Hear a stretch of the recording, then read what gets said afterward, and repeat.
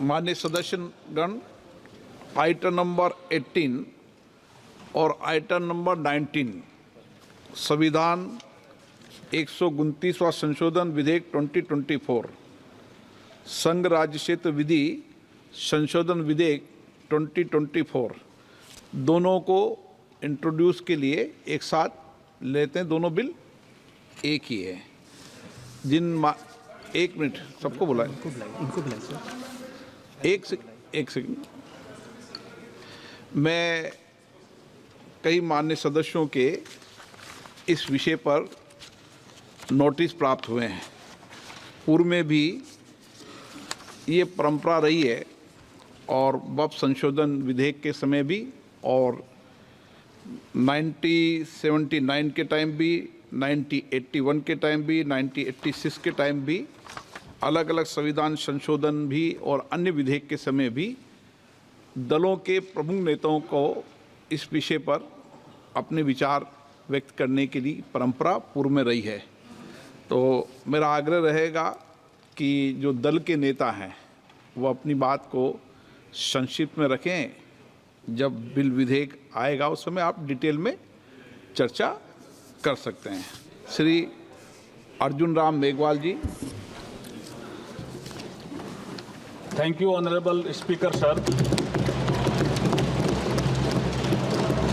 With your permission, I beg to move for leave to introduce the Constitution 129th Amendment Bill 2024, further to amend the Constitution of India. ये item number 18 में है और item number 19 में जैसे आपने कहा, Honorable Speaker, sir, with your permission, I wish to move for leave to introduce the Union Territories Laws Amendment Bill 2024, further to amend the Government of Union Territories Act 1963, the Government of National Capital Territory of Delhi Act 1991, and the Jammu and Kashmir Reorganization Act 2019. ये मैं आपकी अनुमति से आपसे leave मांग रहा हूँ। Thank you sir. आपको मैं दूंगा। नॉट प्रॉपर एंड सेपरेट होगा, सेपरेट होगा, डिस्कशन होगा sir. allot me the time for only one person leaders, okay, but a constitution amendment bill drastically changing the electoral process of our country, that used to be introduced separately, that used to be introduction has to be discussed, then take the other bill, otherwise it will be not fair as far as constitutional amendment is concerned. माननीय सदस्यगण, मैंने आपको कहा है कि दोनों के विषय पर एक साथ बोलेंगे, लेकिन इंट्रोड्यूस भी अलग अलग होगा और पासिंग भी अलग अलग होगी। मतलब चर्चा करते समय मैंने जॉइंट बोला है कि दोनों विषयों पर एक साथ चर्चा करें। बाकी मैंने पेश भी अलग अलग किया है, माननीय मंत्री जी ने पेश अलग किया, मैंने भी अलग अलग बोला, लेकिन चर्चा करते समय जॉइंट करने के लिए कहा है। Shri Manish Tiwari ji. Thank you very much, Mr. Speaker, sir. I rise to oppose the introduction of the Constitution 129th Amendment Bill 2024 and the Union Territories Laws Amendment Bill 2024. Mr. Speaker, sir, beyond the 7th schedule of the Constitution is the basic structure doctrine. And that basic structure doctrine spells out that there are certain features of the Indian Constitution which are beyond the amending power of this House also. One of the essential features is federalism and the structure of our democracy. And therefore, the bills which have been moved by the Honorable Minister of Law and Justice absolutely assault the basic structure of the Constitution and are beyond the legislative competence of this House, and therefore they need to be opposed ab initio, and the introduction of those bills have to be stopped. Number two, Mr. Speaker, sir, how is it possible under our constitutional scheme that the tenures of the state legislatures can be made subject to the tenure of the national legislature? That is completely an antithesis of the constitutional scheme. There is absolutely no way under the Indian constitutional scheme where the states are separate constituents and equal constituents, the term of the state legislatures can be made subject to the term of the national legislature. And my final point, Mr. Speaker, sir, India is a union of states. Article 1 of the Constitution states that India is a union of states and not vice versa. And so, therefore, this excessive centralism, which is sought to be brought into existence by this bill, absolutely militates against the constitutional scheme in its essence, in its entirety, and in its very object. And therefore, Mr. Speaker, sir, I would once again like to urge this House that the introduction of the bill and the consideration of the bill, because of the basic structure doctrine enunciated by the Supreme Court in the Kesavanand Bharti case, is beyond the legislative competence of this House, and therefore this bill needs to be withdrawn immediately. Thank you, Mr. Speaker, sir. Dharmendra Yadav. धन्यवाद अध्यक्ष जी। मैं इस संविधान के 129वें संशोधन अधिनियम के विरोध के लिए खड़ा हूं। अध्यक्ष जी, मैं समझ नहीं पा रहा हूं, अभी 2 दिन पहले संविधान को बचाने की, संविधान की गौरवशाली परंपराएं की कस्में खाने में कोई कमी नहीं रखी। 2 ही दिन के अंदर संविधान की जो हमारी मूल भावना है, 2 ही दिन के अंदर संविधान का जो हमारा बेसिक स्ट्रक्चर है, 2 ही दिन के अंदर संविधान का जो हमारा संघीय ढांचा है, उसको खत्म करने के लिए संविधान संशोधन बिल लाए हैं।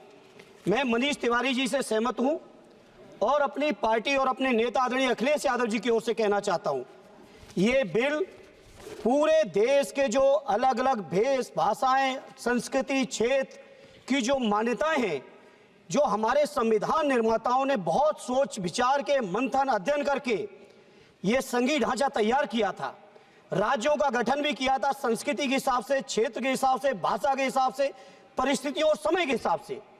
मैं नहीं समझता अध्यक्ष जी, मुझे कहने में कोई संकोच नहीं, उस समय के हमारे संविधान निर्माताओं से विद्वान, बाबा साहब भीमराव अंबेडकर से ज्यादा विद्वान इस सदन में अभी कोई नहीं बैठा, मुझे कहने में संकोच नहीं है। और ये संविधान की मूल भावना को खत्म करके कैसे तानाशाही के रास्ते निकाले जाएं, इसके अलावा कोई काम ही नहीं बचा है। आखिर ये मनीष तिवारी जी ने कहा, कहीं एक विधानसभा के चुनाव अगर कोई अविश्वास आता है, अगर बहुमत नहीं मिलता है, तो क्या पूरे देश का चुनाव कराओगे? पूरे देश का चुनाव कराओगे? और ये लोग एक देश, एक संविधान, एक चुनाव की बात करते हैं। जो लोग 8 विधानसभाएं भी एक साथ नहीं करा पाते हो, मौसम देख के तारीखें बदलते हो, वो लोग बात करते हैं एक देश एक चुनाव की। इसलिए अध्यक्ष जी, मैं अपनी पार्टी की ओर से, अपने नेता आदरणीय अखिलेश यादव जी की ओर से इस बिल का पुरजोर विरोध करता हूं और आपके माध्यम से देश के जनमानस से कहना चाहता हूं, ये भारतीय जनता पार्टी के लोग तानाशाही लाने के नित नए रास्ते लाते हैं। जो 8 विधानसभाओं का चुनाव एक साथ नहीं करा पाए, 4 राज्यों के चुनाव एक साथ नहीं करा पाए, वो पूरे देश की लोकसभा और सारे प्रांतों की विधानसभाएं एक साथ कराने की बात करते हैं। मैं पूछना चाहता हूं सरकार से, अगर एक प्रांत के अंदर सरकार गिरती है तो क्या पूरे देश की लोकसभा के चुनाव कराओगे? क्या अगर लोकसभा के चुनाव के चक्कर में उस प्रांत के लोग क्यों सफर करेंगे? अरे चर्चा कर लेना, अरे कुछ नहीं बचा है, कुछ नहीं बचा है आपके पास। अध्यक्ष जी, सदन को थोड़ा सा सिस्टम में लाएं। अध्यक्ष जी, आपसे अनुरोध है, आपके माध्यम से सरकार से अनुरोध है, जनता ने बड़ी उम्मीदों के साथ हम सबको भेजा है और हम सब लोगों की जिम्मेदारी है, ये संविधान विरोधी, संघीय ढांचे विरोधी, बेसिक स्ट्रक्चर विरोधी कई केसों की चर्चा की मनीष तिवारी जी ने, मैं उनके साथ जोड़ते हुए माननीय सर्वोच्च न्यायालय की भावनाओं के विरोधी, गरीब विरोधी, दलित विरोधी, पिछड़ा विरोधी, मुसलमान विरोधी, इस नियत को वापस लो, ये अध्यक्ष जी आपके माध्यम से मेरी आपसे प्रार्थना है। बहुत बहुत धन्यवाद। एक मिनट प्लीज। माननीय सदस्यगण, हम संसद के अंदर हम संसद के अंदर हर विषय की अलग अलग प्रक्रिया होती है। जब राष्ट्रपति भाषण होता है, जब बोलने की प्रक्रिया अलग होती है। संविधान पर उसकी 75 वर्ष की चर्चा पर जब विषय अलग होता है। आप जिस बिल का विधेयक पर विरोध कर रहे हैं वो नियम 72 के तहत विरोध कर रहे हैं। तो मेरा आप सबसे आग्रह है कि हम संसद की मर्यादा, परंपरा, उसकी चर्चा को उच्च कोटि की बनाए। तो नियमों के तहत 72 में के परिप्रेक्ष्य में आप 1 मिनट प्लीज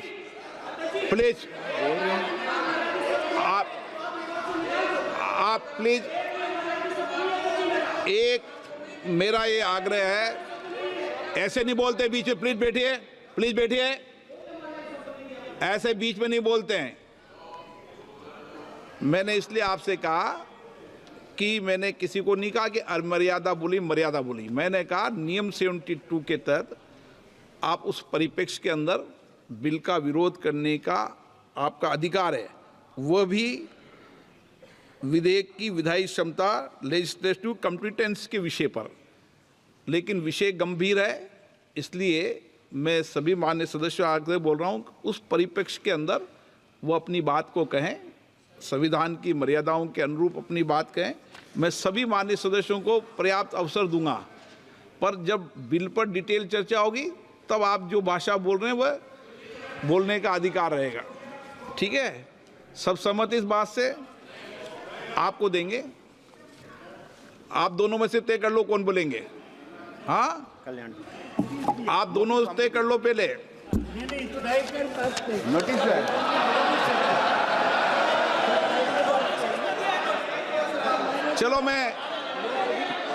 चलो मैं दोनों को 2-2 मिनट रख दूंगा। पहले Kalyan Banerjee. Under our constitutional scheme, the basic structure of constitution is read in between the lines. This proposed bill hits the basic structure of the constitution itself. And if any bill, any act which hits the basic structure of the constitution, that is ultra vires. And it is ultra vires. Sir, proposed Article 83, Sub-Article 5 is just contrary to Article 83, Sub-Article 2. Just contrary. Either you keep 83.2 or you keep 83.5. Both cannot be kept. Both are inconsistent with each other. Then, sir, effect of proposed Article 82A, Sub-Article 3 simply establishes that tenure of state legislative assembly simply depending upon the tenure of the House of the People. It is not a doctrine of pleasure. Doctrine of pleasure is under Article 311 of the Constitution. But a mandate which has been given by the people of the country that state assemblies tenure will be depending upon the doctrine of pleasure of this house. How it can be? This is inconsistent. It cannot be accepted. Sir, we must remember this. State government and the state legislative assembly are not subordinate to the central government or to the parliament itself. This parliament is having the power to legislate law under the 7th schedule, list 1 and list 3. Similarly, state assembly is having the power to legislate law under the 7th schedule, list 2 and also list 3, subject to that it would not be contrary, so far concurrent list is concerned, it would not be contrary to the Article 254 of the Constitution. Therefore, by this process, the autonomy of the state legislative assembly is being taken away. That is ultra vires. That is hits the basic structure of the Constitution. Sir, Article 82 and sub-article 5. Unfortunately, I can't think about it. I can't think that Article 82 sub-article 5 is giving an uncanalized power to the Election Commission of India. No, we don't have any value. We don't have any value. Then Election Commission of India will decide everything. Till doomsday, a party cannot remain as a ruling party. One day it will be changed. Sir, why law providing state funding for conducting the election is not brought? Every problem will be resolved. Do all elections. How many monies are being spent? All elections should be done from the state election fund. Why you are not bringing? That will be about real election reforms. This is not the election reform. Okay. It is a reform. Sir, I have not finished, sir. It is not an election reform. Kindly, sir. Listen, sir. It is not an election reforms. It is just a fulfillment of one gentleman's desire and dream. Nothing more than that. No, it is not permitted. Sir, we have seen, we have heard the speech of the Honorable Prime Minister regarding the first amendment of the Constitution. Sir, Dr. B.A. Ambedkar said, we are giving a draft constitution to the country, and country will make the amendment. How Pandit Jawaharlal Nehru has not brought any, sir, listen, sir, has not brought any constitution which really hits the basic structure. Excuse me. Sir, आप इतना रूठा मत कीजिए. आपने इतना रूठा मत. Half minute. अपना रूठा मत होइए. This is not done. This is, sir, all the time. We have brought, this government has brought constitutional amendment, National Judicial Appointment Bill. It was passed. It has been struck down by the Supreme Court because it is hit the basic structure of the Constitution. There are so many amendments I have had. Sir, this bill we are opposing for introduction, and at the same time, sir, when you will take into consider, kindly take a division. We want to oppose and we will show you our state. DMK TR बालू या कनिमोजी जी, आप भी decide कर लो आपस में.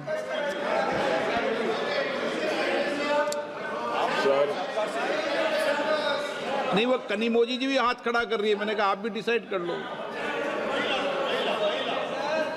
अभी आपको मैंने इजाजत नहीं दी, बालू जी को इजाजत दी है. Sir, oppose the Constitution Amendment Bill 129. As my leader, Dr. M.K. Stalin has said, TR बालू जी, it is anti-federal. नहीं, आपका नोटिस है, मैं दूंगा आपको. प्लीज बैठिए. आपका नोटिस आपको दूंगा, लेकिन भी टीआर बालू जी. Our unitary form of governance, killing its diversity and democracy in process. Unquote. Sir, I want to know, sir, how could they allow this bill, मैं आपको मौका दूंगा. आपका नोटिस है, मैं दूंगा आपको मौका. बैठिए Sir, दादा.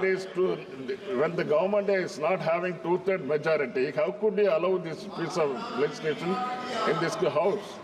I want to know, sir. See, it needs two-third majority. बालू जी, प्लीज. Yes, sir. मैंने अभी अलाउ नहीं किया. अभी इन्होंने प्रस्ताव रखा है, संसद अलाउ करती, मैं अलाउ नहीं करता. So electors has right to elect the government for 5 years, and the same cannot be curtailed with simultaneous election. The simultaneous election would incur additional cost of 13,981 crores. In addition, 9,284 crores will be required for procurement of EVMs, VVPAT to meet the requirement of simultaneous election. The Parliamentary Standing Committee, in its 79th report in 2015, has concluded that, I quote, gaining consensus of all the political parties may be difficult and holding simultaneous election may not be feasible. With this, I want to conclude, sir. At the same time, I request the government can take up the matter with JPC so that it can be discussed there and bring back the bill to the House, sir. Thank you, sir. मैं सबको दूंगा समय, आप निश्चिंत रहे। श्री लाओ श्री कृष्णा सबको दूंगा समय, जिसका नोटिस नहीं उसको भी समय दूंगा। लाओ श्री कृष्ण सबको समय दूंगा मैं। Second, sir. Second, first you speak. No second. First नहीं, एक one single. I will be representing. हाँ, आप डिसाइड कर लो। Sir, I rise today on behalf of the Telugu Desam Party to express our unwavering support for the NDA's One Nation, One Election bill.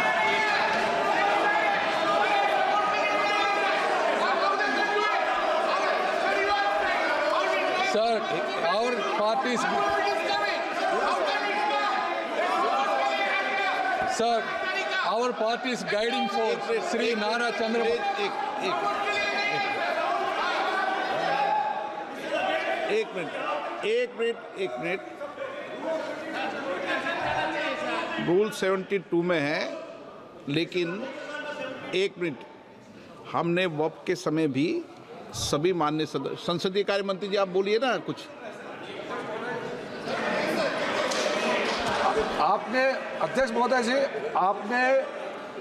आपने शुरू में house का sense लेकर के बहुत ही क्लियर शब्दों में आपने कहा कि पहले उसका उदाहरण भी आपने दिया और दो बिल्स को एक साथ क्लब करके चर्चा का समय एक साथ करेंगे, लेकिन उसका प्रेजेंटेशन में अलग होगा। साथ साथ में ये भी कहा, क्योंकि नोटिस एक पार्टी से कई नोटिस आए हैं, किसी पार्टी से नहीं आया, लेकिन विषय गंभीर है, इसीलिए अध्यक्ष ने कहा कि सारे पॉलिटिकल पार्टी लीडर्स को, सारे अध्यक्ष जी ने ऑलरेडी कहा सारे पॉलिटिकल पार्टी का लीडर्स को, फ्लोर लीडर्स को इसमें मत रखने का मौका देंगे, ये अध्यक्ष ने कहा है। और ऑल द फ्लोर लीडर्स मतलब सब पॉलिटिकल पार्टी, आप सिर्फ इस संसद को रिप्रेजेंट नहीं करते हैं, हर एक पॉलिटिकल पार्टी का रिप्रेजेंटेटिव है इसमें, सबको बोलने का मौका मिलना चाहिए।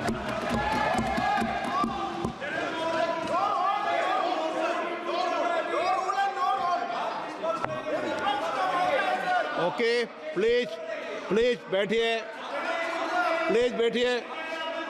अभी बुलाते हैं, आपको भी बुलाते हैं।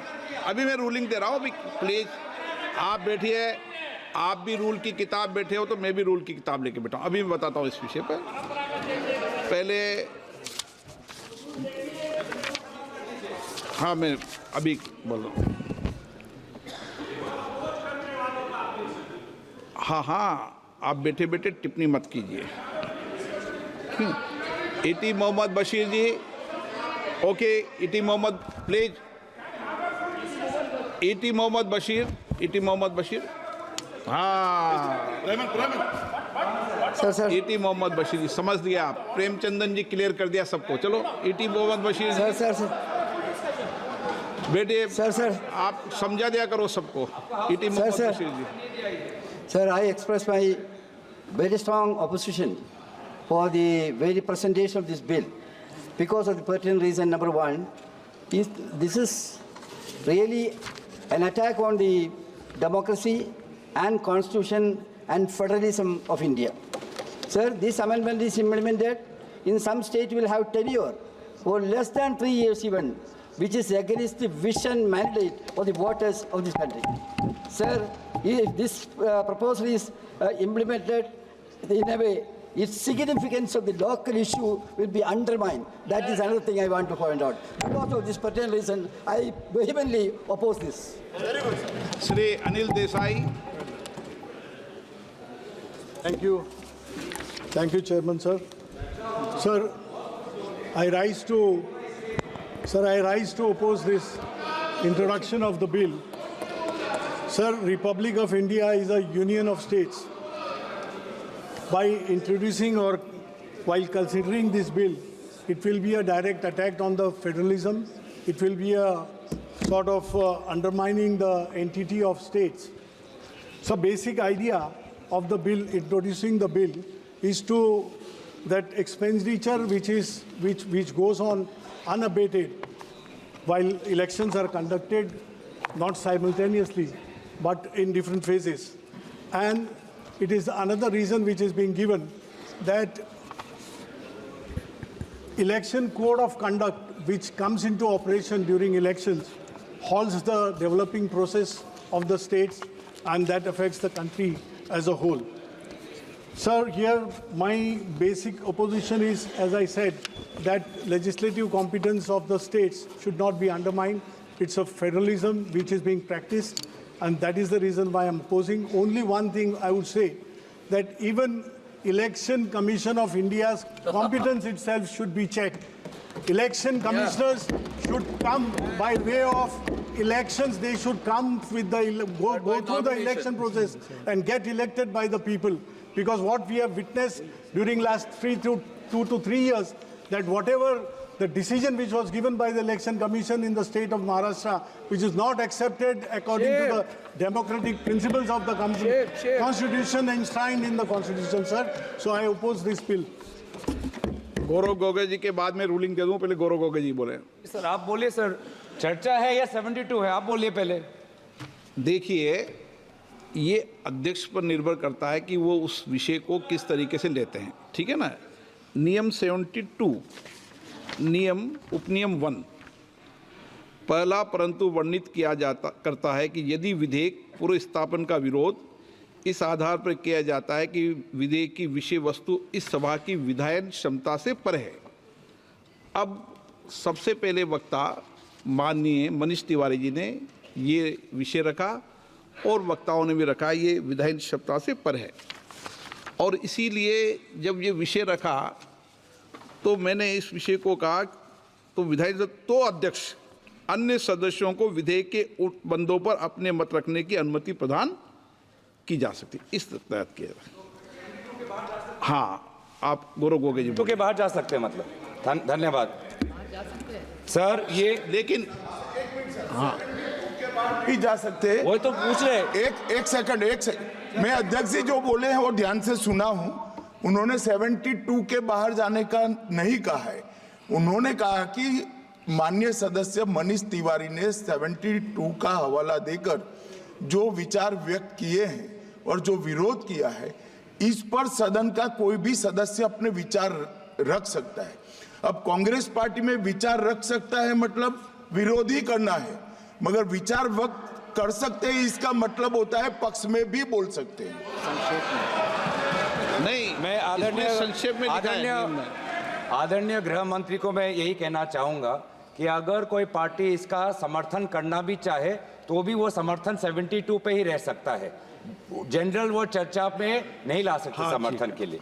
मैं सर ये दो जो कानून हैं, constitutional amendment 129 constitutional amendment act और the bill to further amend government of union territories act 63, national capital territories 91, Jammu Kashmir reorganisation act 2019, ये दोनों कानून संविधान और नागरिकों के वोट देने के जो उनकी संवैधानिक अधिकार है उस पर आक्रमण है, और इसका हम पुरजोर विरोध करते हैं।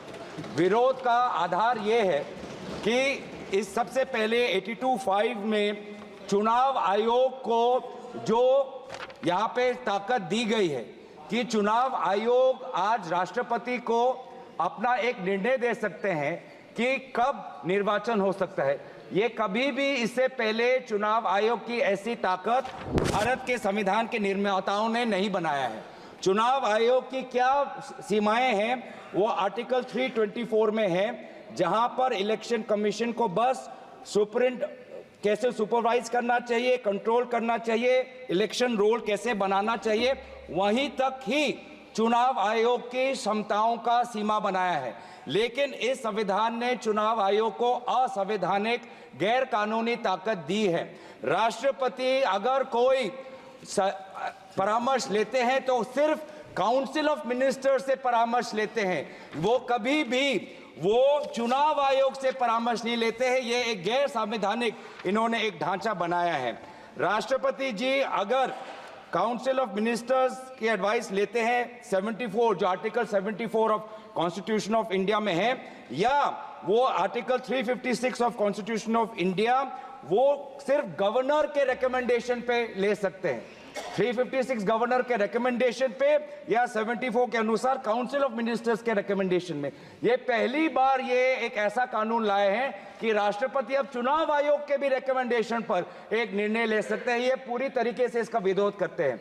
चुनाव आयोग में किस प्रकार से कमिश्नर्स नियुक्त होते हैं, नहीं होते हैं, सुप्रीम कोर्ट की भूमिका रहती है, हटाई जाती है, उस पर हम बाद में चर्चा करेंगे। दूसरी बात यह है कि संविधान के बेसिक स्ट्रक्चर में एग्जीक्यूटिव, लेजिस्लेटिव और जुडिशरी के बीच में संतुलन हो, उसका भी विवरण है।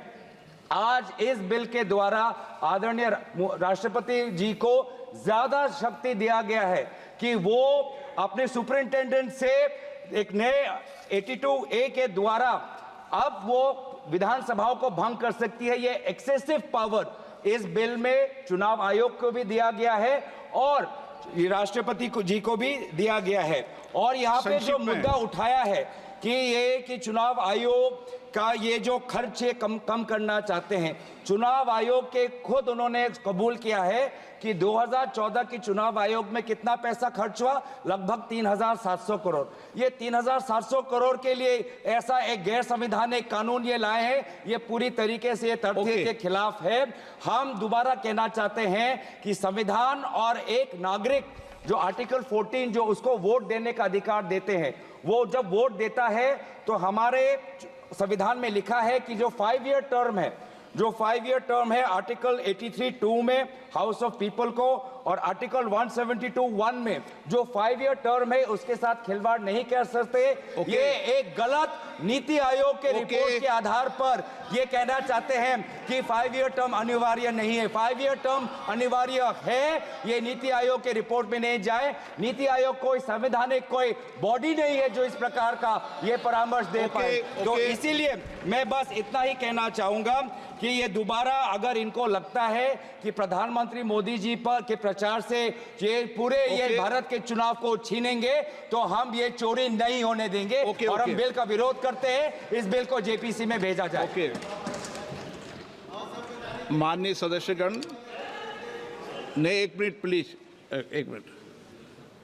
मैंने कहा है कि संक्षेप में अपनी बात रखें, कोई भी दल हो वो संक्षेप में अपनी बात रखें और प्रयास ये करना चाहिए कि मैं नोटिस आप सबने दिया है, नोटिस पे सबका अधिकार बनता है, लेकिन जब मैंने एक व्यवस्था दे दी है और पूर्व में भी ये व्यवस्था है, मैंने आपको बता दी है कि पूर्व में भी ये व्यवस्था परंपरा रही है और मैंने आपको हवाला भी दे दिया है कि कब कब ये हुआ है, आप चाहे तो दोबारा उसको निकाल सकते हैं। इसलिए एक दल से एक व्यक्ति बोले, संक्षिप्त में अपनी बात को कह दें।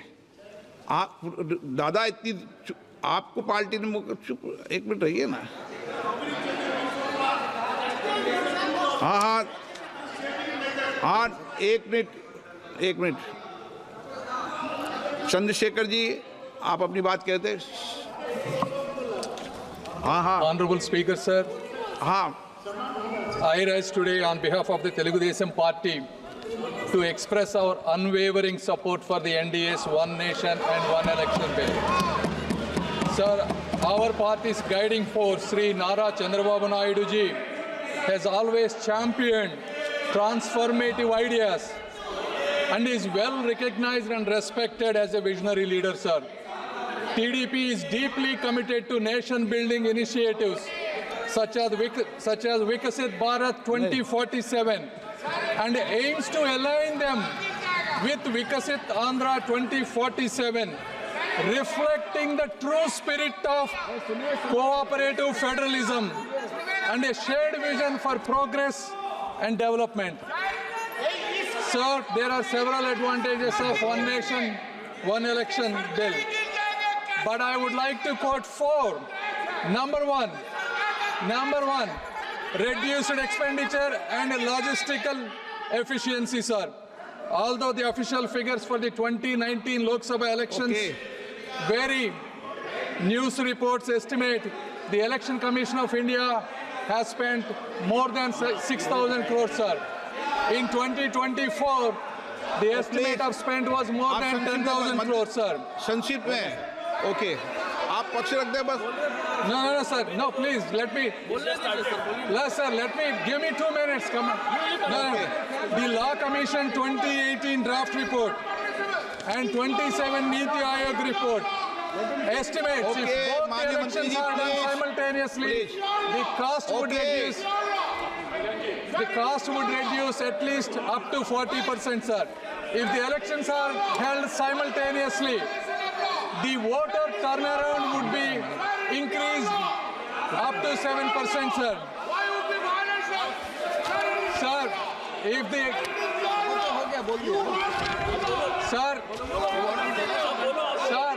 the total estimates of all the parties that spend on these elections is close to 1 lakh crore, sir. Therefore, if the elections are done okay माननीय मंत्री simultaneously, ji please. if the elections are done simultaneously, it will reduce the expenditure for both Election Commission of India as well as for the regional parties, sir. And the second is continuity in governance, sir. Sir, over the last 6 months alone, there were 3 elections held for the state, sir. So how can the machinery continue to operate if the elections are done continuous fashion, sir?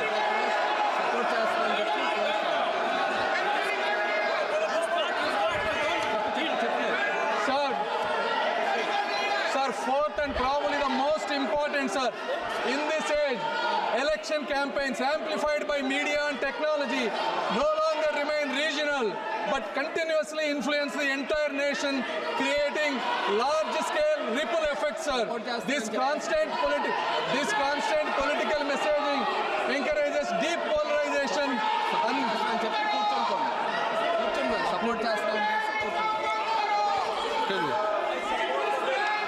I support the bill, sir. Thank you. Asaduddin Owaisi, Asaduddin Owaisi please. Speaker sir. Speaker sir. अरे Sir, I rise to oppose this draconian Owaisi unconstitutional जी के bill, बाद, sir. Owaisi के बाद, Sir, मुझे सिर्फ 2 minute दीजिए sir. Owaisi के बाद, ओवैसी के बाद। Sir, this bill violates the right to democratic self-government, which is part of Article 1419. And if a legislative assembly is dissolved, sir, and midterm elections are conducted, the tenure of that assembly will not be for 5 years, sir. This in itself is a violation of parliamentary democracy, which envisages a tenured legislature. Sir, constitutional scheme makes it clear that once elections are conducted, the House should have a right to function for next 5 years. This is a violation of basic structure. That such a provision is being done for administrative convenience, not for constitutional purpose. Sir, the principle of federalism means that states are not mere appendages of the center. States are not dependent on the union for their existence. This is the violation of federalism, sir. Sir, in conclusion, Parliament is not competent to make any law that violates fundamental rights or the basis of the Constitution, sir. This bill indirectly introduced a presidential style of democracy. This bill is based on maximizing political gain and convenience. This bill will finish off regional parties. This bill is only brought in to massage the ego of the supreme leader. Thank you, sir. I oppose this bill. K. Radhakrishnan. Amraram जी। अमराराम जी। माननीय अध्यक्ष महोदय, जो संविधान संशोधन 129 में जो संशोधन लाने के लिए लाए हैं बिल, मैं और मेरी पार्टी इसका विरोध इसलिए करती है कि ये बिल इस देश की संवैधानिक संस्था, संविधान और जनतंत्र को खत्म करके तानाशाही की ओर बढ़ने का काम है। इससे ज़्यादा कुछ नहीं है, क्योंकि आप खर्चे की बात करते हैं, जिसको 1 साल होगा उसके 4 साल में आपके जनतंत्र की हत्या करने का काम ये संविधान संशोधन, ये जो बिल लेके आए हैं, ये करने का काम करेगा। आइंदा भी निश्चित रूप से आप बताइए, लोकल बॉडी जो पंचायत और नगर पालिकाएं स्टेट गवर्नमेंट का है, उसको भी आप लेना चाहते हैं। क्यों लेना चाहते हैं कि एक हमारा ही चलेगा, बाकी देश का किसी भी राज्य का जो भिन्न भिन्न संस्कृति है, भाषा है, उसके अनुसार हमारे देश के संविधान ने उनको राज्य को बनाया है, उनकी विधानसभा बनाया है, उनके अधिकार हैं, वो सब अधिकार आप इस बात के माध्यम से यहाँ लेना चाहते हैं, और केवल इसलिए कि तानाशाही फासिस्ट जो ताकत आप रूप से विरोध चाहे 356 हो, आगे भी अगर मान लो डिजोल्व हो गया, कोई फॉल्ट हो गई, सरकार गिर गई, तो उसके लिए भी आप अगर 2 साल बाद गिर गई तो 3 साल के लिए चुनाव होंगे, 1 साल बच गया तो उसके लिए होगा। इसलिए ये डिटेल चर्चा करेंगे, जब बात करेंगे। सुप्रिया सुले चर्चा कराई और आज 2 दिन बाद में उसी संविधान को तहस नहस करने के लिए बिल लेके आए हो। इसका हमारी पार्टी बिल्कुल विरोध करती है। Supriya Sule. Thank you, sir.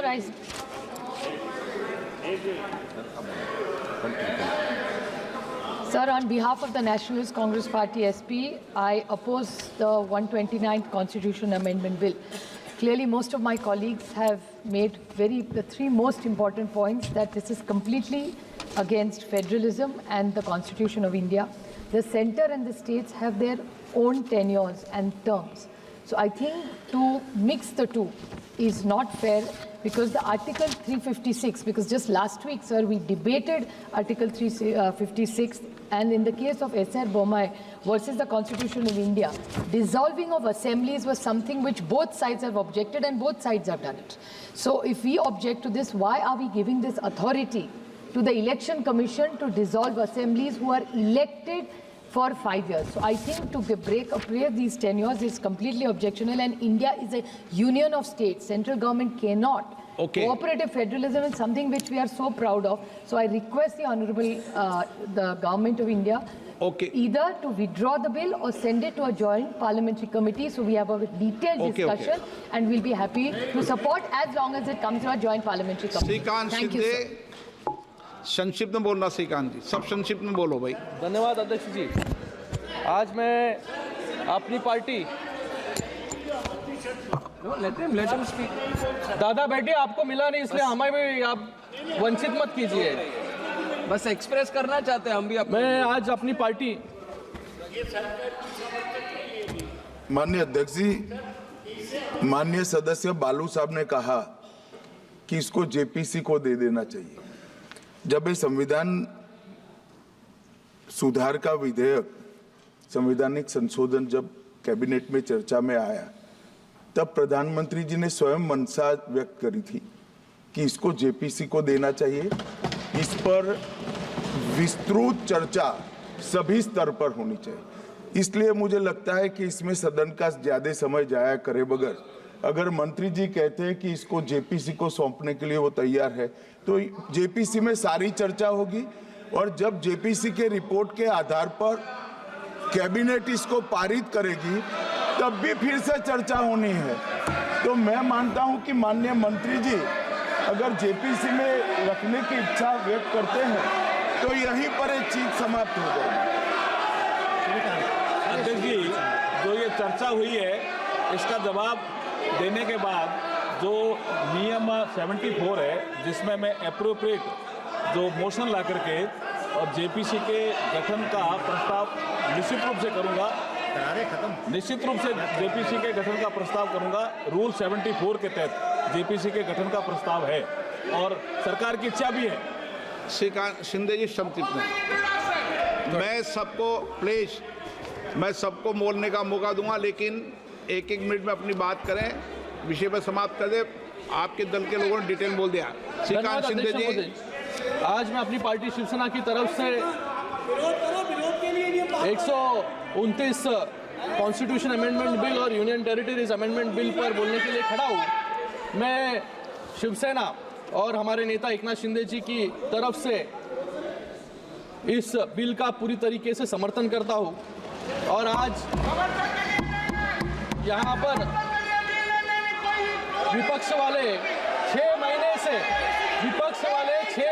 से हर एक मुद्दे को असंवैधानिक बताने की कोशिश यहाँ पर कर रहे हैं। मुझे लगता है कि रिफॉर्म शब्द जब ये आता है, तभी कांग्रेस को रिफॉर्म शब्द से ही एलर्जी यहाँ पर मुझे लगता है कि कांग्रेस को है। यहाँ पर सभी लोग संविधान की बात कर रहे हैं सर, पर हर एक व्यक्ति यहाँ पर उठकर संविधान समझा रहा है। मुझे लगता है मैं इनको याद दिलाना चाहूँगा कि 1975 में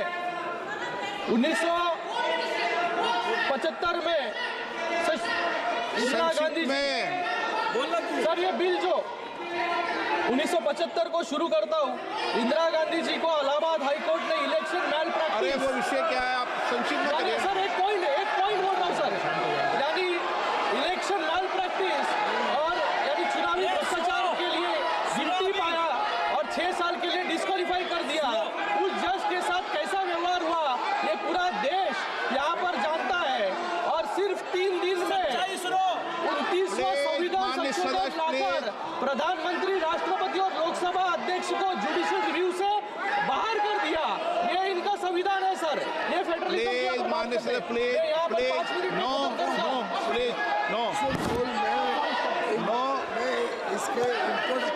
नो माननीय प्लीज। ये बिल क्यों जरूरी है, ये 2 पॉइंट्स में समझाना चाहूंगा सर। समझ गए आप। एन के प्रेमचंदन जी, एन के प्रेमचंद प्लीज कोविड समिति जो गठित हुई उन्होंने वाइड पब्लिक कंसल्टेशन किया। स्पीकर सर 47 राजनीतिक दलों ने अपनी राय प्रस्तुत की। Speaker sir, thank you very much for affording me this opportunity to speak on the introduction of the bill. Hey, Gogoida, Dharmendra ji, sir, N.K. Premchandan. Thank you very much, Mr. Speaker sir, for affording me this opportunity to oppose the introduction of the bill. Please. On behalf of my party, sir, on behalf of my party. एक second sir Covid समिति की report है, उन्होंने wide public consultation किया sir कि 47 राजनीतिक दलों ने अपनी राय प्रस्तुत की, जिसमें 32 दलों ने वन नेशन वन इलेक्शन को समर्थन किया। ये दिखाता है कि देश के अधिकतर राजनीतिक दल Supriya ji, sir, on behalf of my party, क्या तरीका है? sir, on behalf of my party, sir, Speaker sir, Speaker sir, on behalf of my party, Revolutionary Socialist Party, RSP, I vehemently oppose the introduction of the bill, this Constitution Amendment Bill. Sir, on 3 grounds, I will confine to the points, the legislative competence only.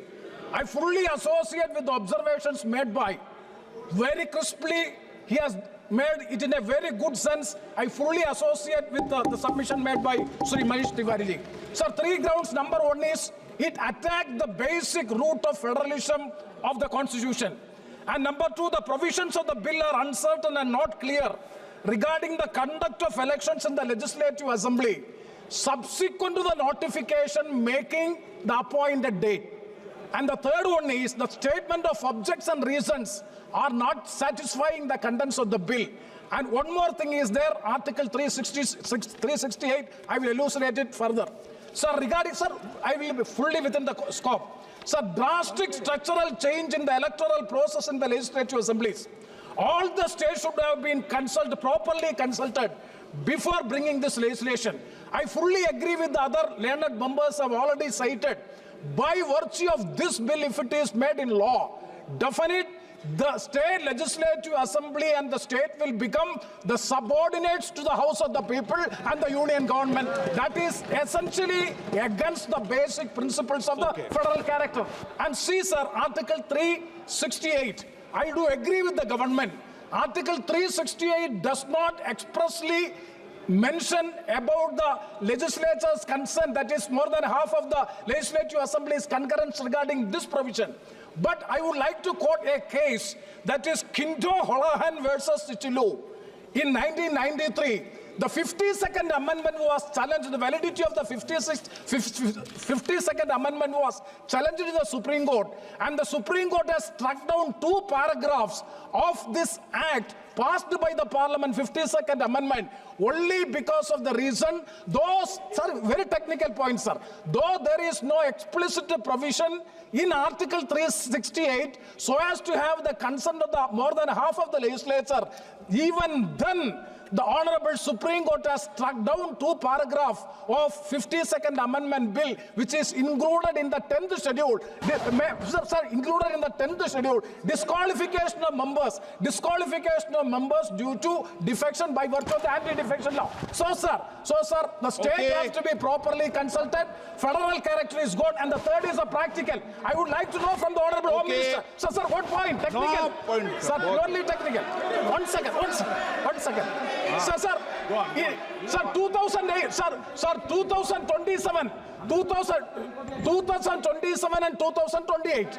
Sir, after you are proposing to have the appointed date on 2029. See the problem. After 2029, 17 state assembly elections have to take place. There is nothing is in the bill. Nothing is in the bill regarding the tenure of the legislative assemblies subsequent to the appointed date by the notification. Nothing is clear. With this objection on.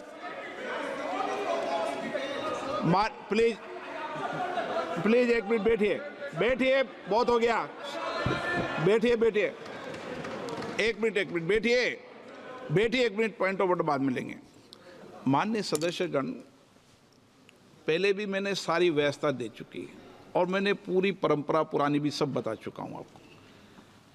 अब माननीय मंत्री जी ने भी ये बता दिया है कि जेपीसी इसके लिए गठन होगी। ऐसा माननीय मंत्री जी ने एक मिनट, उस समय जेपीसी के समय व्यापक चर्चा होगी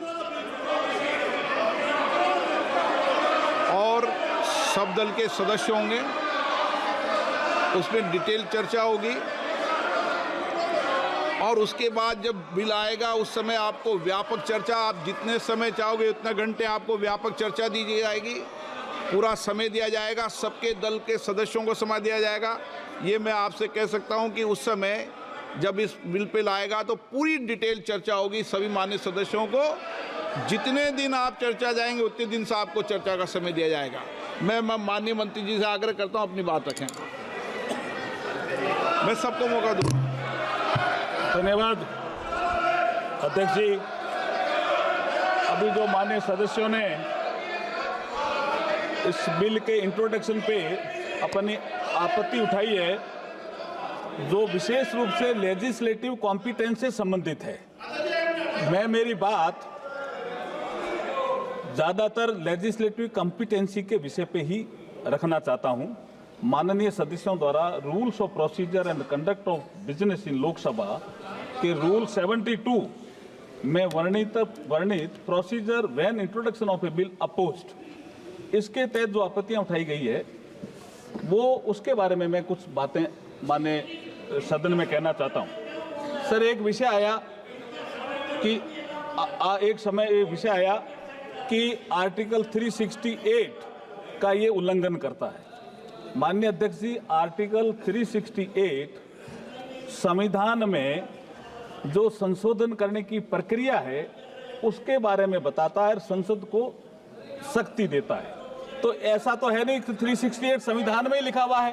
प्लीज माननीय सदस्य। के बाद एक विषय आया कि संविधान का अनुच्छेद 327 है, ये सदन को विधानमंडलों के चुनाव के संबंध में प्रावधान करने का जो अधिकार देता है, उसके बारे में आप क्या कहना चाहते हो? तो मैं ये कहना चाह रहा हूं कि संविधान का अनुच्छेद 327 संसद को पार्लियामेंट को अधिकार देता है, विधानमंडलों के चुनाव के संबंध में प्रावधान करने का अधिकार देता है। इसमें कहा गया है कि संविधान के प्रावधानों के अधीन संसद समय समय पर कानून द्वारा संसद के किसी भी सदन या विधानमंडल के किसी भी सदन के चुनाव से संबंधित सभी मामलों के संबंध में प्रावधान कर सकती है। Sir, it is a constitutional provision. मैं वही बता रहा हूं। किसी राज्य की मतदाता सूची की तैयारी निर्वाचन क्षेत्रों का परिसीमन और ऐसे सदन या सदनों के उचित गठन को सुनिश्चित करने के लिए आवश्यक अन्य सभी मामले इसमें शामिल हैं। एक साथ चुनाव के उद्देश्य से संवैधानिक संशोधन अधिक सुव्यवस्थित चुनावी प्रक्रिया की आवश्यकता के साथ संघीय स्वायत्तता को संतुलित कर सकते हैं। इस प्रकार अनुच्छेद 83 संसद के सदनों की अवधि और 172 राज्यों के विधानमंडलों की अवधि में संशोधन करके चुनाव को एक कानूनी ढांचे के भीतर सिंक्रोनाइज किया जा सकता है, जो संसदीय संप्रभुता को बरकरार रखता है। क्या राज्य सरकारों की स्वायत्तता, ये विषय ये भी आया, ऑटोनॉमी। संविधान अध्यक्ष जी, संविधान के 7th शेड्यूल्ड के यूनियन लिस्ट एंट्री नंबर 72, उसमें लिखा हुआ है election to parliament, to the legislature of states and to the offices of president and vice president the election commission के अनुसार केंद्र सरकार को शक्ति प्रदान करता है। ये आपका जो यूनियन लिस्ट है उसका एंट्री 72, और ये संशोधन राज्यों को संविधान प्रदत्त शक्तियों को न तो कम करता है और न ही छीनता है। सर, ये जो संशोधन है एकदम संविधान सम्मत हम लेकर के आए हैं। अब एक विषय आया बेसिक स्ट्रक्चर का, इसमें 2 मिनट में बोलना चाहता हूं। बेसिक स्ट्रक्चर पे सर्वोच्च न्यायालय ने, माननीय सर्वोच्च न्यायालय ने केशवानंद भारती केस में 1973 में इस फेडरल स्ट्रक्चर के बारे में बात की है। उसमें 5-7 बिंदु उन्होंने तय किए हैं, बाद में और मामलों में भी कुछ बिंदु जोड़े हैं, कुछ विषय जैसे judicial review, federal character of the constitution, separation of power between legislature, executive and judiciary, secular character of the constitution, supremacy of the constitution. ये इस बिल में कहीं भी आघात नहीं हो रहा है, कुछ भी नहीं हो रहा है इसमें। जो बेसिक स्ट्रक्चर में कहीं भी कोई छेड़छाड़ नहीं की जा रही है। आगे मैं ये कहता हूं कि सुप्रीम कोर्ट ने केशवानंद भारती जजमेंट के साथ साथ वामन राव, एल चंद्रन कुमार ने कुछ सब्जेक्ट और जोड़े, लेकिन ये इससे कोई ना तो संसद की शक्ति में कमी आ रही है और ना कोई विधानसभा में शक्ति दी है संविधान, उसमें कमी आ रही है। मैं एक चीज जो बाबा साहब का यहाँ जिक्र आया और बाबा साहब के कोर्ट का भी जिक्र आया, मैं अध्यक्ष जी आपकी अनुमति से कहना चाहता हूं। 4 नवंबर 1948 को संविधान सभा में देखिए, प्रधानमंत्री नरेंद्र मोदी जी ने मुझे ये अवसर दिया है। बाबा साहब भीमराव अंबेडकर पहले इस देश के कानून मंत्री थे। जिस वर्ग से बाबा साहब आते थे उसी वर्ग से मैं आ रहा हूं। ये नरेंद्र मोदी जी ने बहुत बड़ा अवसर दिया है मुझे। तो अध्यक्ष जी मैं ये बात सदन में रख रहा हूं, इसलिए मैं कह रहा हूं कि संविधान सभा में बहस के दौरान, now you have to listen to me, संविधान सभा में बहस के दौरान you have objected, so you have to listen to me. संविधान सभा में बहस के दौरान 4 नवंबर 1948 को बाबा साहब ने क्या कहा? संघवाद का मूल सिद्धांत यह है, बाबा साहब का कोट है ये, आई एम कोटिंग इट। संघवाद का मूल सिद्धांत यह है कि विधायिका और कार्यपालिका की सत्ता केंद्र और राज्यों के बीच केंद्र द्वारा बनाए गए किसी कानून के द्वारा नहीं बल्कि संविधान द्वारा ही बंटी होती है। क्या? Union list, state list, concurrent list. हम किसी सूची में कोई संशोधन नहीं कर रहे हैं साहब। कैसे संघवाद पे चोट कर रहे हैं? हम नहीं कोई चोट कर रहे हैं।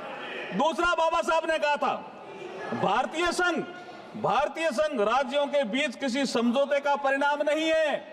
ये बाबा साहब का कोट ही है कि भारतीय संघ राज्यों के बीच किसी समझौते का परिणाम नहीं है। राज्यों को फेडरेशन से अलग होने का अधिकार नहीं है। फेडरेशन एक संघ है और इसका स्वरूप अविनाशी है, कोई नहीं बदल सकता फेडरल स्ट्रक्चर को, ये बाबा साहब ने कहा। अब मैं, ये है ही नहीं विषय इसमें, ये राजनीतिक कारणों से इसका विरोध कर रहे हैं। अब आप देखिए, संसद के अनुच्छेद 327 के तहत लोकसभा और राज्य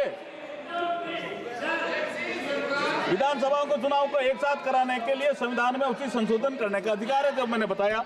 अब मैं एक बात, जो ये जो हमने जोड़े हैं आर्टिकल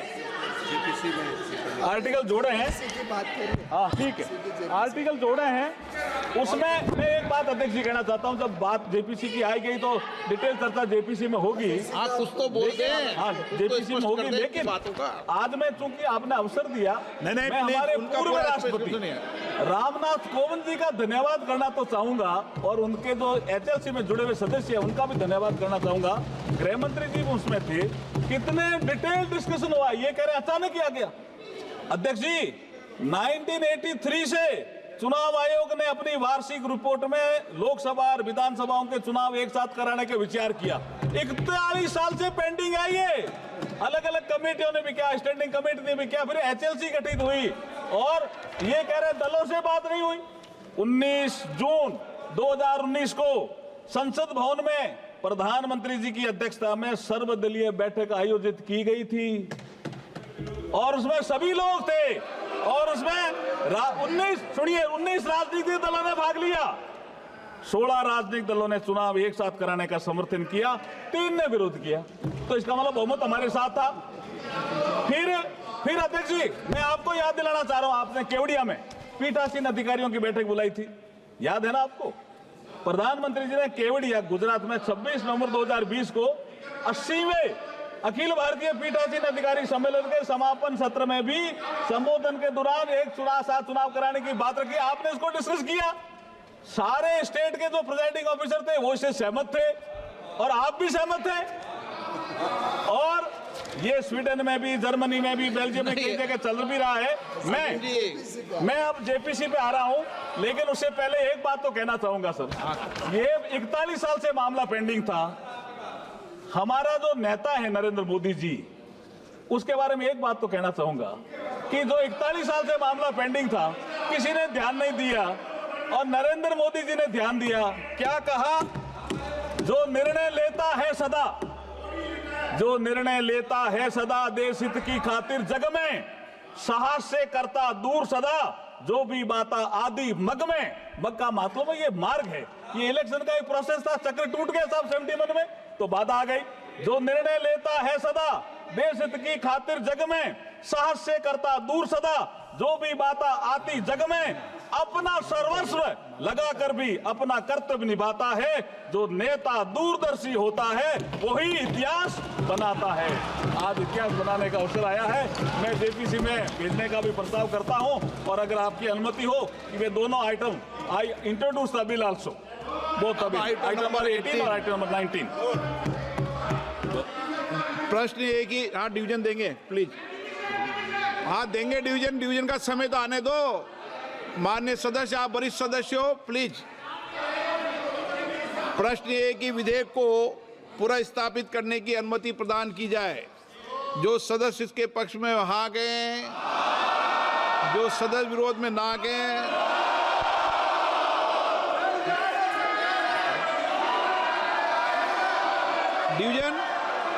डिवीजन लॉबी खाली की जाए।